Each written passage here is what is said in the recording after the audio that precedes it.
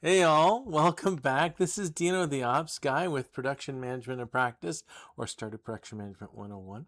It is a production management course that I'm teaching, starting from basically the operations environment and working towards the theory. And the operations environment in this case is going to be Stardew Valley. So maybe you have it on your computer and you can even try some of this stuff at home. This is episode 44. That to say that there have been 43 episodes preceding this. You don't have to see them all or in order. I try to keep them sort of contained on their own as best I can, but there is sort of an educational thread that runs through them. So it wouldn't hurt to see a few or maybe even a couple in a row. But we're just going to head in. Basically, we're finding that if we do a capacity model, and I've done a capacity model before, I don't remember which episode specifically, it's not that much different than this, but we didn't have kegs at the time. So now that we have kegs, what we're finding is we have a lot of inventory for the kegs to process and not enough kegs to process them. So that means we're at a bit of log jam, if you will, if whatever the case. So if we look at, I've sort of set up these blocks as, if you start on the sort of the right part of the chart, if I have inventory and then inventory days, we'll leave that for now. The process of keg and the input of hops. If it's a hops regular, it's going to be worth 27. If it's a hops silver, it's going to be worth 34. If it's a hops gold, it's going to be worth 40. Either one of those put into the keg will give us a value of 300 for the pale ale that comes out. And then the lift is just the difference of 300 versus what the base was. The process takes a day and a half. It's 1.4, but we're not going to make up the, I don't think we're going to be able to get to the precision of 1.4. So if we do it every day and a half and sort of reset it, that's about as fast as we can expect the kegs to turn. So if we work that out, what the capacity is, it's going to be the inverse of that, or 0.666667 units per day. So that's on a unit capacity is on a daily basis per keg. We have 4 kegs, so 4 processes, which multiplied through gives us a capacity of we can process 2.6, like 2 2/3 hops per day for a lift per day of 728. So now we go back to how much inventory of hops do we have? We have 17 hops that are regular. We have 10 hops that are silver and 8 hops that are gold. And then we can look at that capacity. The capacity is the important number here. You can say, well, how long does it take? It takes a day and a half. That doesn't really matter to us in a capacity plan at all. What matters is the inverse of that, of how much capacity do we get, whether it's a unit capacity and multiply through later, or just take the total capacity of the unit capacity times how many processes we have. So that 2.66 tells us how quickly stuff gets through. And the stuff we're talking about is the 17 units of regular hops, 10 units of silver hops, and 8 units of gold hops. So when I work that through to say how many days is it going to take us to do the 17 at 2.6666, etc. per day, it's going to take 6 3/8 days.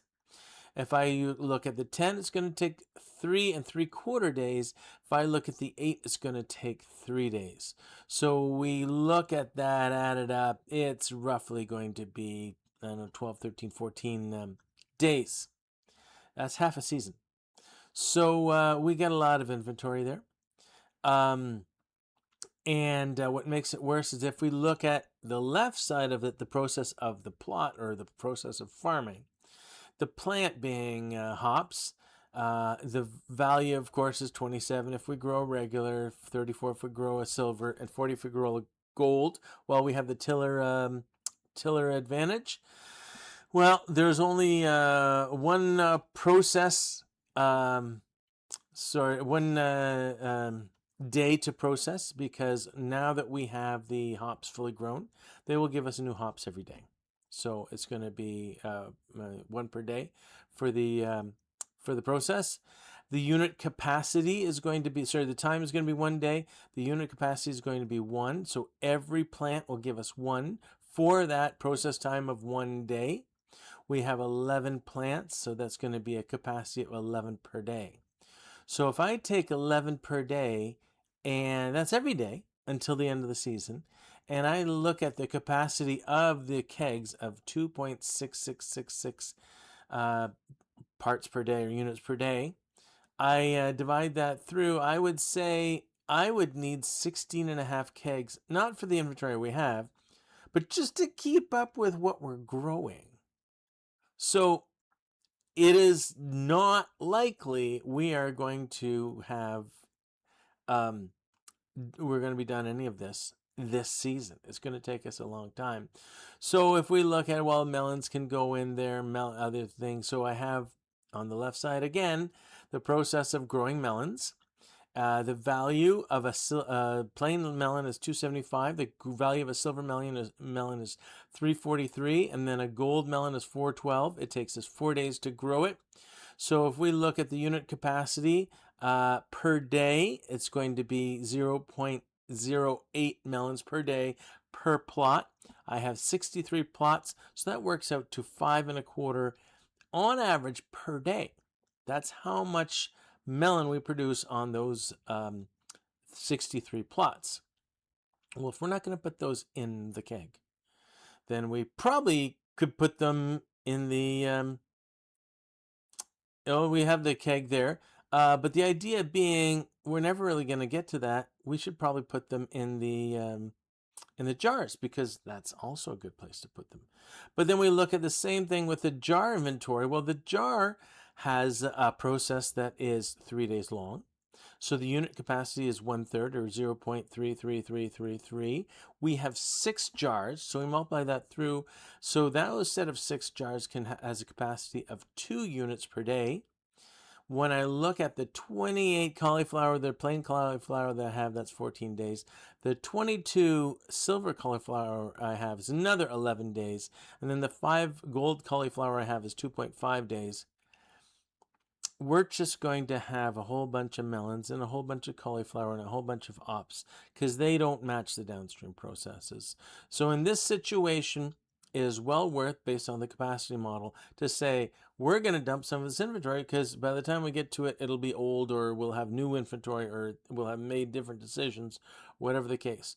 The first response we should get out of this is we need more kegs. So we currently have 4. We will try and get more, but the gap between 4 and 16.5 is not going to happen right away. We're going to need some oak resin, and that it does grow in trees. Actually, I was going to say it doesn't grow in trees. It does grow in trees, specific trees, and we only have maybe 2 or 3, if that 3 taps, which I think take 9 days each. This is not going to be a fast process.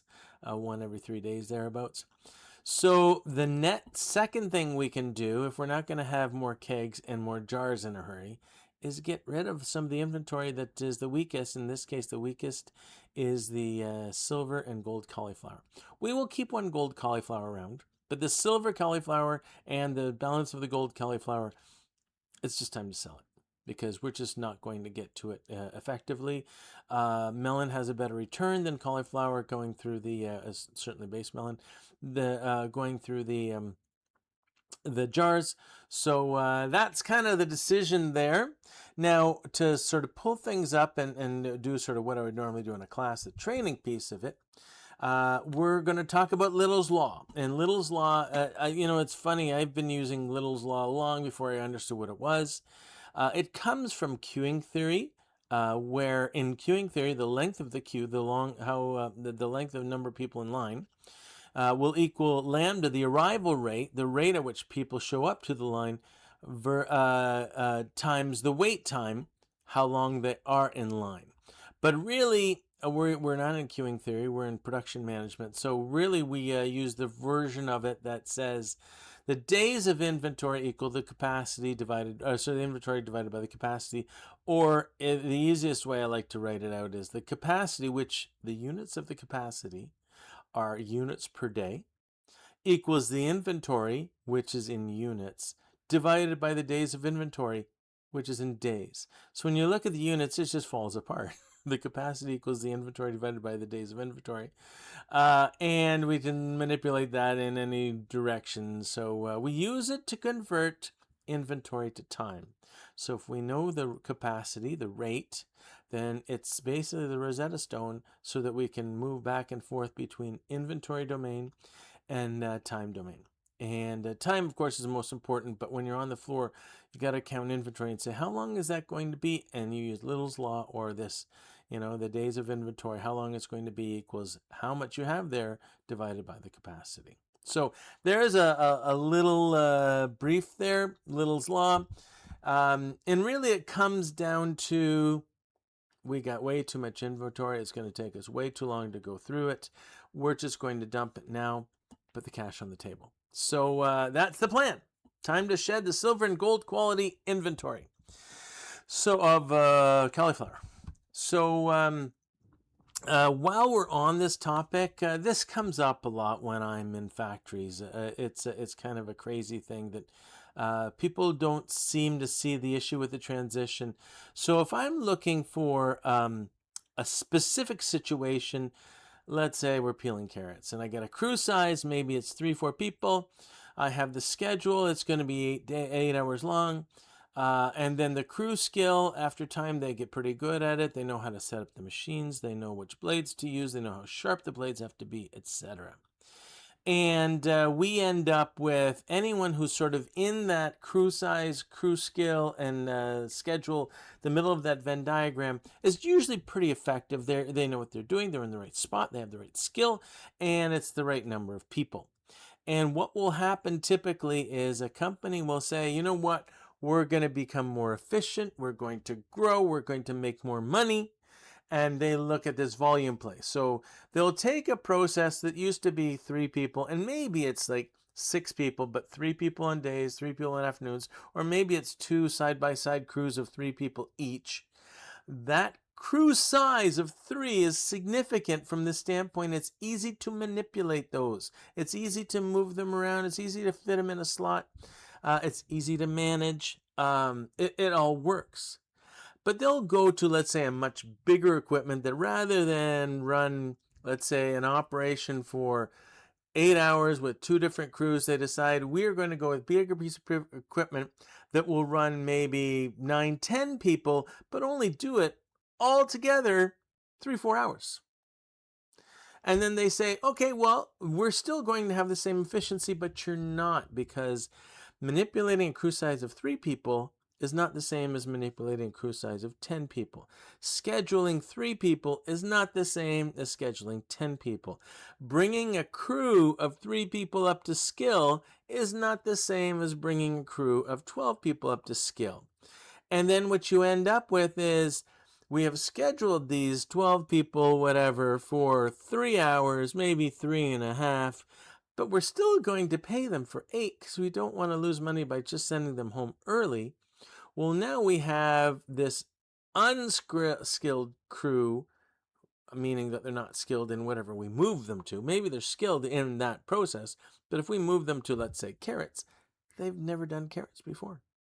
So now we have a situation where we've messed up this beautiful Venn diagram by getting bigger and faster and better. And people say, well, it's just we need better people. No, not only do you need better people, you need a smaller group of people, you need a better schedule, you need a better way of educating them. It is not one thing. And I've been in arguments where someone will say, well, if you look at what the plant manager's doing, yesterday we had a crew of people peeling carrots and it took us X number of hours. The same batch showed up the next day and it took them twice as long. Why is that? And I'm saying, you're right. The only thing that's changed is operational stuff. And if you ignore all the operational stuff, that makes no sense at all. But if you appreciate the operational stuff, that makes a ton of sense. The problem is our machine, the new machine that we bought, is messing everything up. And it's just, it baffles me that people have such a hard time seeing that. The next level of this, and this isn't even the economies of scale level. The next level we should get to is really the economies of scale. Everyone loves economies of scale. The notion being that if we get a bigger operation, then the unit cost size goes down. The unit cost for every unit goes down. But the thing is, there are also things that people never talk about called diseconomies of scale, where it goes the other way. But people tend to ignore those because they really like the economies of scale, and they don't want to hear about the diseconomies of scale. But that's going to be for another day.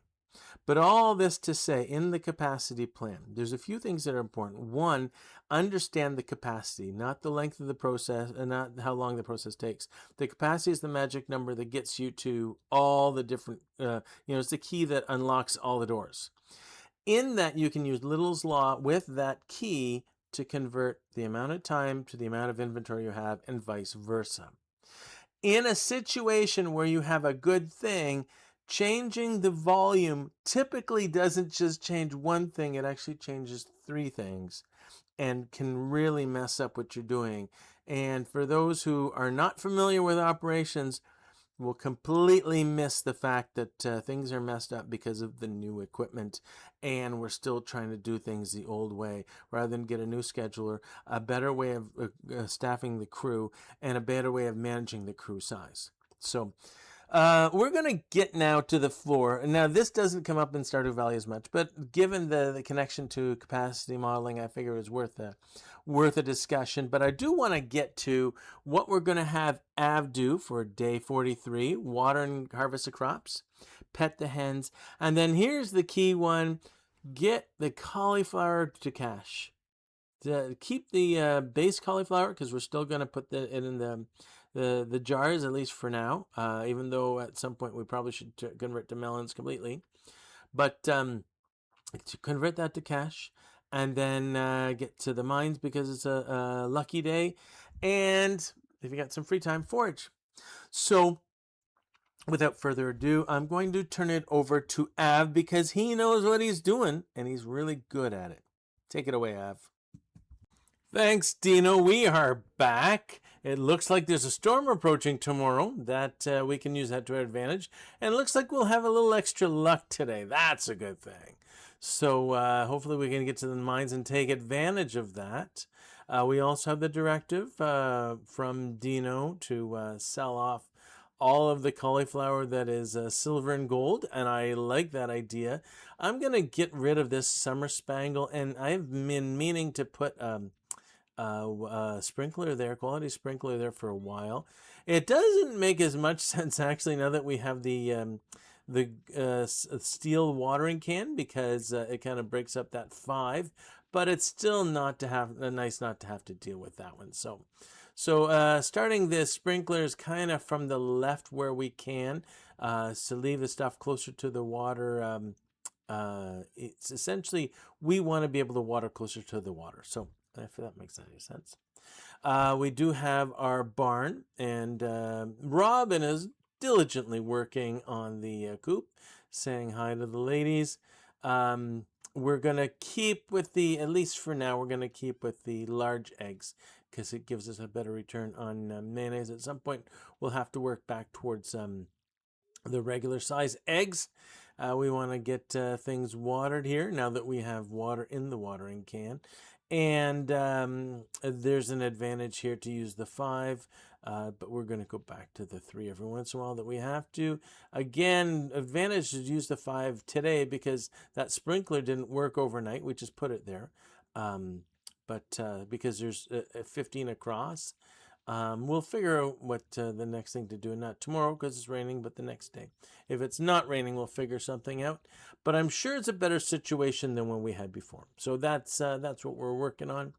So we do want to get all the cauliflower. We're going to leave 1 gold behind. It's always good in case something comes up as far as a quest or whatever the case. And gold is good for quests. So that's kind of, if we thought it was just going to be recipes, then maybe we'd want to leave the base one because the recipe doesn't really care. But we got a fair bit that we can sell today. That's good. We want to clear up the crab pots. I think just might as well use up the glasses this time. It just keeps the inventory a bit cleaner. But we're going to head over to Pierre's. And oh yeah, we might as well use the finish the kiln. We the more coal we can get, the better it is for building bee houses and for pretty much other things as well. It escapes me.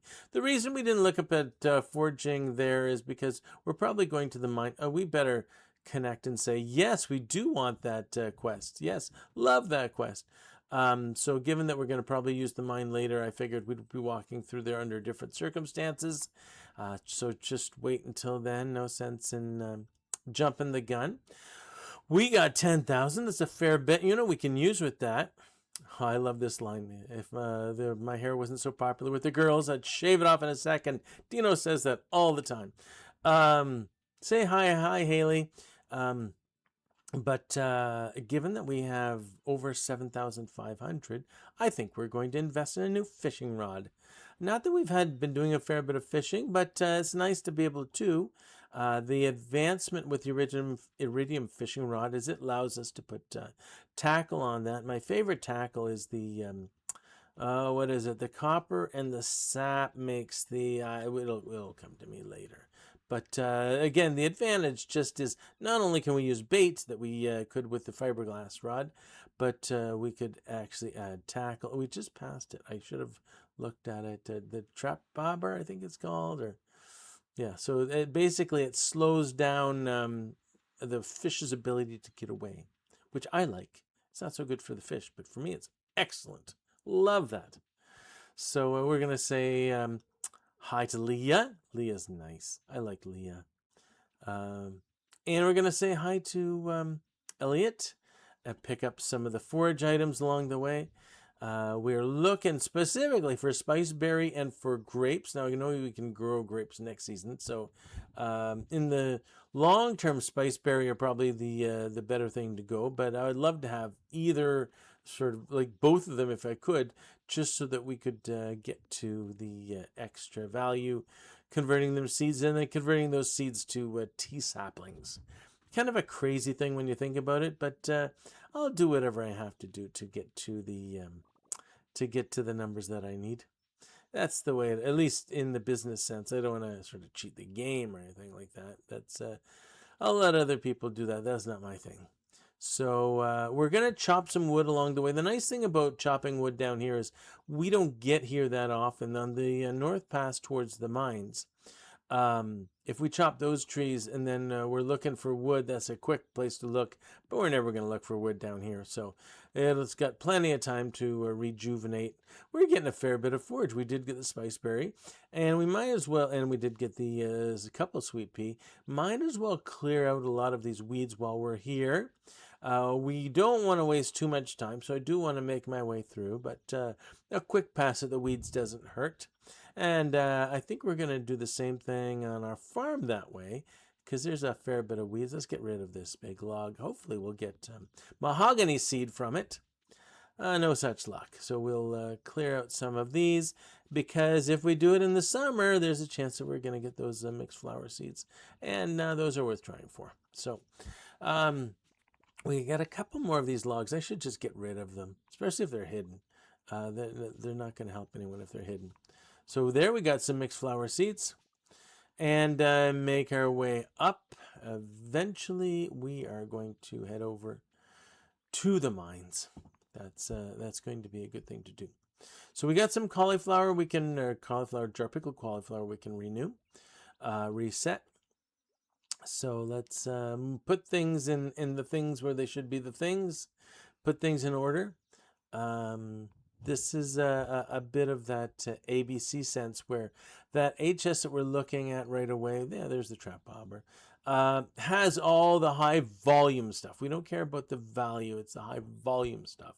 And in some cases, it works in our favor, because if we're looking for what we need to do next, all we do is look at the high volume test and say, oh yeah, remember we had to do that, because so much of it really tracks with what we're doing on a regular basis. So again, the large eggs, we're going to check in on the ladies, and the hens are all set. We can close the door. We don't have to chase back to close the door later. Use a regular cauliflower for that. We might as well sell those off now and head to the mines. I think that's the right thing to do. Get some good quality mining in. After all, I got my dwarf hat on, so it's almost very appropriate. It's the right size. That's not a dwarf size. I'm not a dwarf. So, yeah. So we're going to get as well. Oh, there's a Squid Boy. I don't know why they call him Squid Boy, and I don't know why they give him. I mean, the reason they call him Squid Boy is because he's got squid ink, but nothing else seems squid-like to me. So we have the quest for Clint to do 8 red slimes. I did see one. We did, I think, 1 red slime, maybe 2. There's a little tracker that comes up if it is a recent quest. So it'll help us keep track. But really, the thing we're looking at now, given that there's no more slime, red slime, is the ladder out. We want to get out of here. If I ever get out of here. A little bit of Paul McCartney and Wings. And, oh yeah, we're feeling exhausted. There we go, we're out. Now, here we can just run to the end. There's coal at the end, but I'd rather just do things quickly. Later on in the game, we may come back to that floor and finish the coal, because there is some free coal there. I even left some fire quartz there, but I didn't want to deal with the googlies. It would just take too much longer. So, get these bats out of the way. Now, we're going to eat up. Figure out what's going on with this frost jelly. 2 out of 8. 2 out of 8 is not a good start. So hopefully we'll see a few more. Again, if we could find a ladder, I'm going to take it, because that gets us to the 5th. Every group of 5 floors lets you extend the elevator. So that would be a nice thing to do if we could get that. We're not getting a lot of stone. I mean, we're mining a lot. But the number of stones we're getting from the mine stones is like 1 in 3, 1 in 4 kind of thing. Not a really good return, but the best we got for now. And we do want to get the floors, and we do want to get the googlies, the battle game. So that's kind of what we're trying to do. Let's use a bomb to pick up this little cluster here. Oh, we got these 2 guys. Let's go around. We don't want to fight through them while we're still mining. So let's get the shadowy shamany guy first. Oh, and we got 4 out of 8, and we got to the elevator. Let's see if we can find some slimes on this floor, just to fish it out. 5 out of 8. We're going to need another 3, but that's going to be tomorrow. We're not going to do that today. Tomorrow's going to be raining, so hopefully we'll end up back in the mine and still have time to meet up with Clint. So we put our bombs away, and we put our field snacks away, and we're heading back. We don't have to worry about closing the barn door, but there's probably a mayonnaise waiting for us, so we can take a look at that. Not urgent like closing the barn door, but something that we may want to be involved in. So let's we'll get some more kiln, get some more coal, get the mayonnaise going. And we are going to finish that up. You know what else we're going to do, just looking at those mushrooms? I think we're going to build 2 more mushroom logs. We're going to hide them in the back where we put those extra. I don't normally do this, but we're going to hide them where we put those extra trees. The first one will be obvious. It's easy to see. The second one, maybe not so, but they'll be timed together. So if I see there's a mushroom on the first one, I can always get to the second one. And now it is time for bed. So we got level 8 foraging, making our way forward. That's a good thing. Certainly in foraging. And it'll be day 17 of summer. The weather report says it's going to be a beautiful sunny day tomorrow, even though it's raining today. And the spirits are very displeased today. So what can we do? And we have pancakes again. Dino, I'm just going to push it back to you. Thanks, Av. That was, I felt, a really, really good return. We got the water and harvest done. We pet the hens. We even talked to Robin a bit, processed the eggs, cleared all the higher cauliflower inventory, got a fair bit of mining in. But as well, I mean, just from the standpoint that, if we're looking at the project process, we got 11,000 G this time, over 11,000, almost 12,000 G. And if you look at the purple line on that top graph, it's almost at the same slope as the blue line. It's nowhere near the blue line, but it's almost the same slope. Like, we may be able to parallel it almost. Still not where we want it to be, but certainly that was a big... and the reason it's so low, actually, is because we had the liberty to buy a fishing rod, and I've wanted the fishing rod, and I think that's a good investment. Certainly... if we see some rings in the water, that's going to probably more than make up for that return. So I'm not worried about that. Even with the wood, we didn't do a ton of wood cutting. Got 168 compared to the target of 158, and we did use 20 of those. But other than that, I think that's a really good run. We're looking, that purple line is ahead of that, on top of that blue line, so that's doing the right thing. And the big coop, the stone, we got 30 compared to the 71, but we're still above that blue line. When we checked after I've woke up and stepped outside, the big coop is ready. I thought it would take 2 days, but apparently it only takes 1 day to do a big coop. So if we wanted to continue on the trajectory we're hoping for, we need another 12,000 today. Plus, because of the graphs, we know we have enough stone, we have enough wood. But I don't think we're going to push it. Again, the regular schedule was we were going to do that the next day. Even then, we're going to keep I think we're on the right track, spending the money on the fishing rod.